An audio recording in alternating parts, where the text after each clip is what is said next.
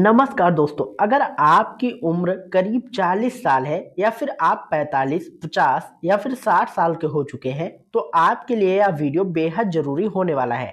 आज हम समझेंगे कि जो एसआईआर वेरिफिकेशन चल रहा है उसका आपकी उम्र के लोगों के ऊपर क्या असर पड़ेगा और आखिर ऐसा कौन कौन से जरूरी डॉक्यूमेंट्स है जो 40 साल से ऊपर की उम्र वालों को रखने जरूरी होंगे। इसलिए इस वीडियो को बिना स्किप किए ध्यान से देखिएगा ताकि कोई भी जानकारी आपसे छूट ना जाए। और चैनल पर नए हो तो कृपया वीडियो को लाइक और शेयर जरूर करें जिनकी भी उम्र 40 से ऊपर की है। तो चलिए जानते हैं विस्तार से। दोस्तों, सबसे पहले मैं आपको बताऊंगा कि जिन लोगों की उम्र 40, 45, 50 या फिर 60 साल के ऊपर है उनके लिए हाल ही में कौन कौन सी अहम जानकारी सामने आई है। सबसे पहले तो अभी देश के कई राज्यों में एसआईआर प्रक्रिया शुरू हो चुकी है, खासतौर पर उन राज्यों में जहां आने वाले 1 से 1.5 साल में चुनाव होने हैं वहां और वेरिफिकेशन तेजी से चल रहा है। आपने देखा होगा कि बीएलओ आपके घर घर जाकर गणना फॉर्म दे रहे हैं। अब सवाल यह उठता है कि आखिर यह प्रक्रिया क्यों हो रही है और अगर आपको फॉर्म मिला है तो अब आपको कौन से डॉक्यूमेंट्स दिखाने पड़ सकते हैं, और फॉर्म नहीं मिला है तो जल्द ही मिल जाएगा क्योंकि देश के 12 राज्यों में यह कवायद शुरू हो चुकी है। इसी बीच कई महत्वपूर्ण डॉक्यूमेंट्स ऐसे हैं जो कि हर 40 साल से ऊपर के व्यक्ति के पास होने चाहिए। अगर वह कागज आपके पास नहीं है तो उनको कैसे बनवाना है, आज आपको हर चीज साफ साफ बताई जाएगी।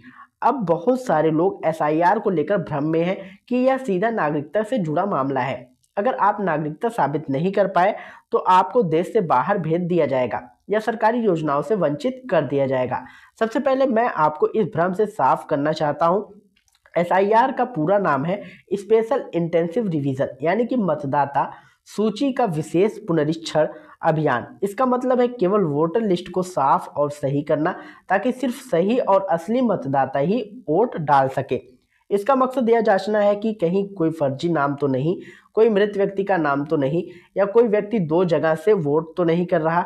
यह प्रक्रिया नागरिकता जांच के लिए नहीं है। नागरिकता की जांच एक अलग प्रक्रिया के तहत होती है जिसे एनआरसी यानी कि नेशनल रजिस्टर ऑफ सिटीजन्स कहा जाता है। लेकिन हाँ, एक सच्चाई यह भी है कि 12 राज्यों में से कई राज्यों में एसआईआर के साथ साथ एनआरसी जैसी प्रक्रिया भी चल रही है। इसलिए अब मैं आपको वो बात बताने जा रहा हूं जो पूरी तरह है जरूरी है, चाहे एसआईआर हो, एनआरसी। अगर आपके पास कुछ मजबूत और सही डॉक्यूमेंट्स मौजूद हैं तो आपको घबराने की जरूरत नहीं है, बशर्ते आप सच में भारत के नागरिक हो।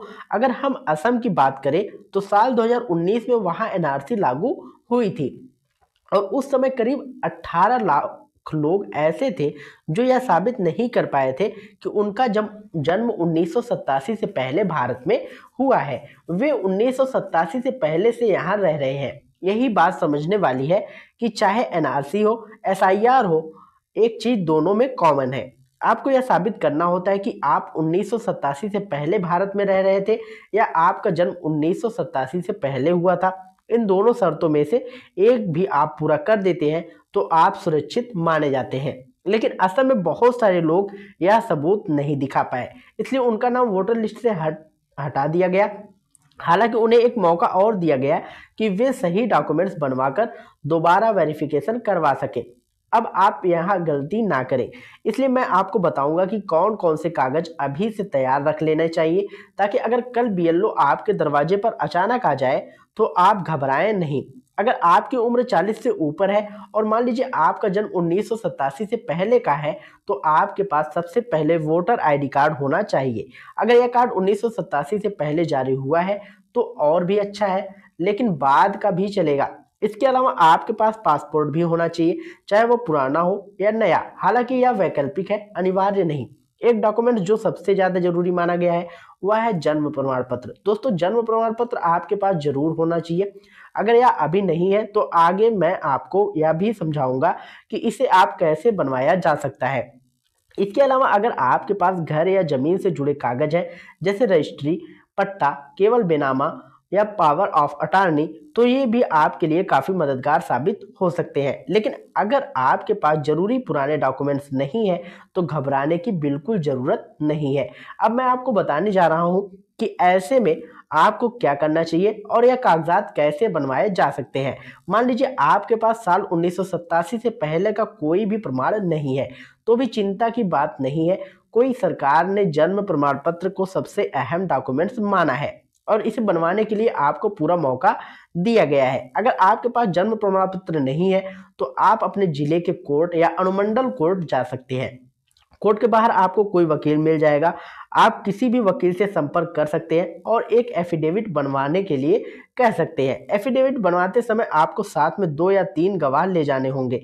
यह गवाह आपसे उम्र में थोड़े बड़े होने चाहिए ताकि वे यह साबित कर सके कि आप कई सालों से उस इलाके में रहते हैं, आपका जन्म वहीं हुआ है और आपके माता पिता कौन है। आप चाहे तो अपने किसी रिश्तेदार को भी गवाह बना सकते हैं। कोर्ट में आपसे यह भी पूछा जाएगा कि आपने अब तक जन्म प्रमाण पत्र क्यों नहीं बनवाया। इसका आपको एक सही और तार्किक कारण बताना होगा।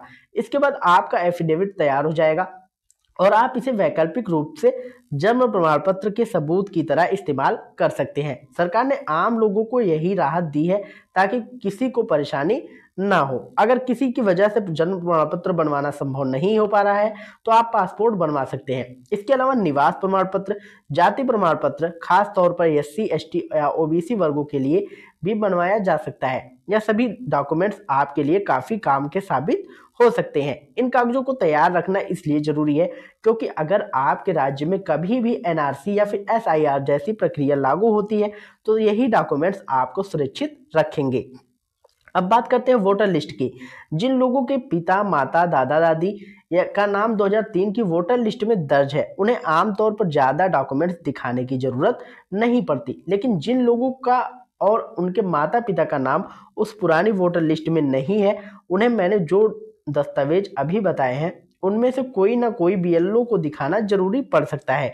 इसलिए जिनकी उम्र 40 साल से ऊपर हो चुकी है उनके लिए सबसे सही सलाह यही है कि अभी से अपने सारे जरूरी डॉक्यूमेंट्स तैयार करके रखें, चाहे एसआईआर हो या एनआरसी जैसी कोई भी प्रक्रिया अगर आपके पास यह कागजात सही तरीके से मौजूद है तो आपको डरने की कोई जरूरत नहीं है। एक और जरूरी बात मैं आपसे कहना चाहूंगा, किसी भी दलाल या बिचौलिए के चक्कर में बिल्कुल मत पड़िए।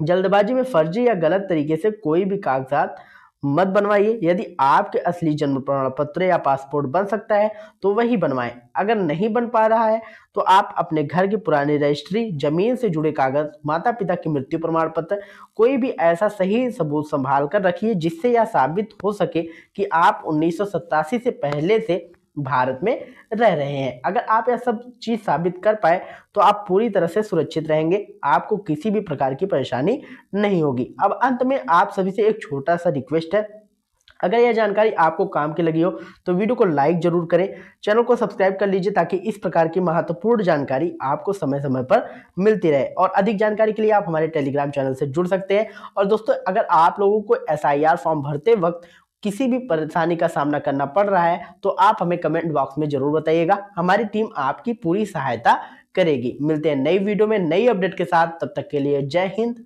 जय भारत।